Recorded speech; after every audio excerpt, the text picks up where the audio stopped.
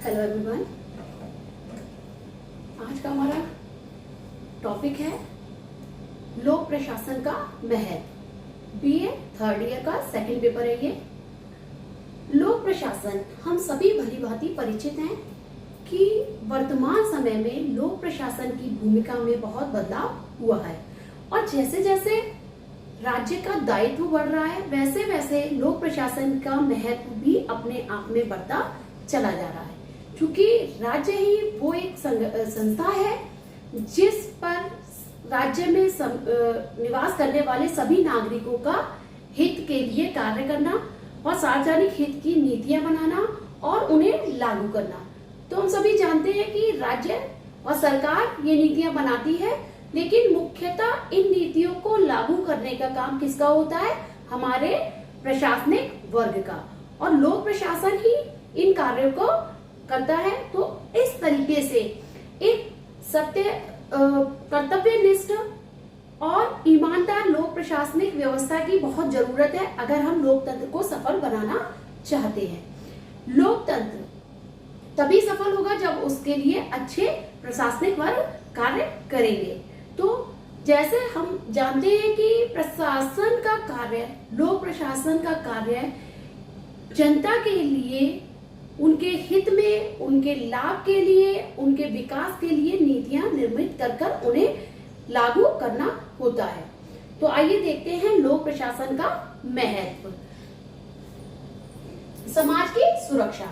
तो हम सभी जानते हैं कि सोसाइटी जो है उसकी रक्षा करना, उसका विकास करना एक अच्छे सरकार के ऊपर निर्भर करता है। और सरकार मीन्स अगर हम कहें तो प्रशासनिक वर्ग, जो कि प्रशासनिक वर्ग नीतियां जो सरकार द्वारा बनाई जाती हैं उन नीतियों को लागू करने का काम करता है और उन नीतियों को कितने अच्छे तरीके से लागू करता है। तो समाज की सुरक्षा। अगर हम ये कहें कि प्रशासनिक वर्ग का कार्य समाज के लिए प्रारंभ हो जाता है। अगर हम देखें तो जिस तरीके से गर्भस्थ शिशु, उसके विकास में भी प्रशासन की महत्वपूर्ण भूमिका है, चूंकि सरकार का ये दायित्व है कि वो अपने क्षेत्र में निवास करने वाली जो गर्भावस्था की महिलाएं हैं उनके लिए उचित व्यवस्था करे, चिकित्सा की व्यवस्था करे। उसके बाद जन्म जब बच्चों का होता है तो उनके लिए टीकाकरण की व्यवस्था करे, उनके लिए उचित शिक्षा की व्यवस्था करे। तो इस तरीके से संपूर्ण नीतियां जो भी मानव कल्याण से जुड़ी हैं उनका कार्य, उनको क्रियान्वित करने का कार्य प्रशासनिक वर्ग ही करता है। तो इस तरीके से अगर हम देखें तो एक अच्छे समाज की निर्माण व उस समाज की सुरक्षा में प्रशासनिक वर्ग का अपना महत्व होता है। सभ्यता व संस्कृति की रक्षा। तो हमारा जो कल्चर है, हमारा जो सभ्यता है, हमारी जो संस्कृति है, सरकार का ये दायित्व है कि अपनी संस्कृति, अपनी सभ्यता का विकास करे, उसकी रक्षा करे। और चूंकि सरकार के सभी कार्य कौन करता है? प्रशासनिक वर्ग करता है। तो इस तरीके से एक लोक प्रशासन सभ्यता व संस्कृति की रक्षा करने में भी अपना महत्वपूर्ण योगदान निभाता है। एक विचारक ने कहा है कि किसी भी समाज की संस्कृति तभी सुरक्षित रह सकती है जब वहां कुशल प्रशासनिक वर्ग हो, या एक सभ्य समाज के निर्माण में प्रशासनिक वर्ग की अहम भूमिका होती है। तो इस तरीके से सभ्यता व संस्कृति की रक्षा में महत्वपूर्ण योगदान देता है हमारा प्रशासनिक वर्ग। सामाजिक प्रगति का प्रतीक।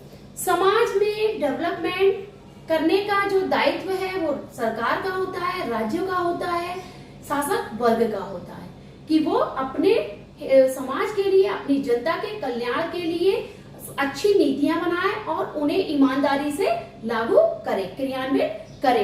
तो प्रशासनिक वर्ग अहम भूमिका निभाते हैं सामाजिक प्रगति के। किसी भी समाज की प्रगति उसके प्रशासनिक वर्ग के कार्य करने के तरीके, उसके व्यवहार करने के तरीके और नीतियों को कितनी ईमानदारी से निष्ठा पूर्वक वो लागू करने में करते हैं, इस पर निर्भर करती है। तो एक अच्छे समाज की प्रगति तभी हो सकती है जब वहां कुशल प्रशासनिक वर्ग हो।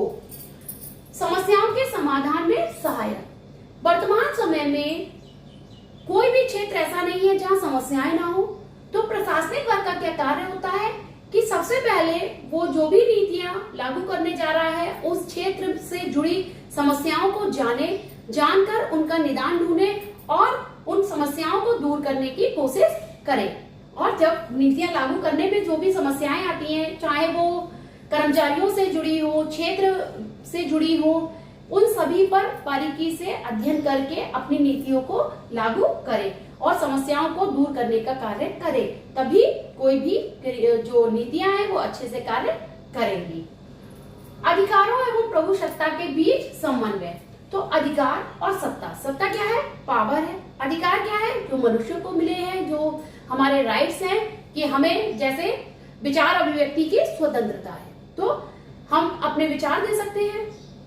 लेकिन सरकार को पावर है, तो कभी कभी क्या होता है कि राज्य की जो सत्ता है उस पर कई प्रहार होते हैं। बहुलवादियों और अराजकतावादी कई तरह की लोग हैं, वो क्या करते हैं कि सरकार के कार्यों की निंदा करते हैं। वह सरकार भी कभी निरंकुश होकर अगर शासन व्यवस्था करने लगे तो लोगों के अधिकारों का हनन हो जाएगा। तो इस तरीके से हमारा जो लोक प्रशासनिक वर्ग है वो क्या करता है कि राज्य की सत्ता और जो मनुष्य हैं उनके अधिकारों की रक्षा करने के लिए बीच के कड़ी का कार्य करता है। तो इन दोनों के बीच एक कोऑर्डिनेशन स्थापित करने का कार्य लोक प्रशासन वर्ग करता है। मौलिक अधिकारों का रक्षक।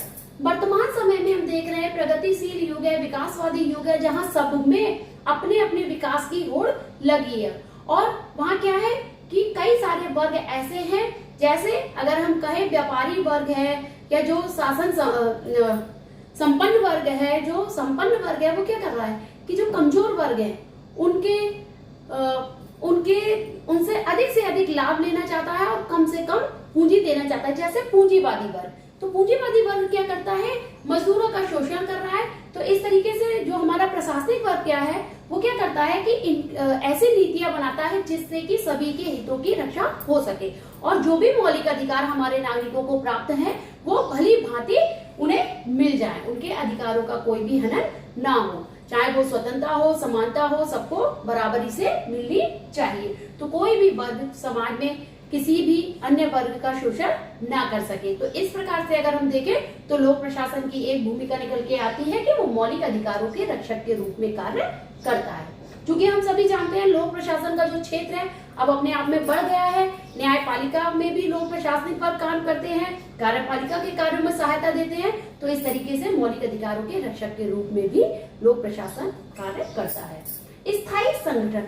सभी जानते हैं कि सरकार जो है वो बदलती रहती है, लेकिन हमारा जो प्रशासनिक वर्ग है, जो हमारे प्रशासनिक वर्ग के अधिकारी हैं, वो अपने समय तक निश्चित रूप से कार्य सेवाएं अपने प्रशासनिक रूप में देते रहते हैं।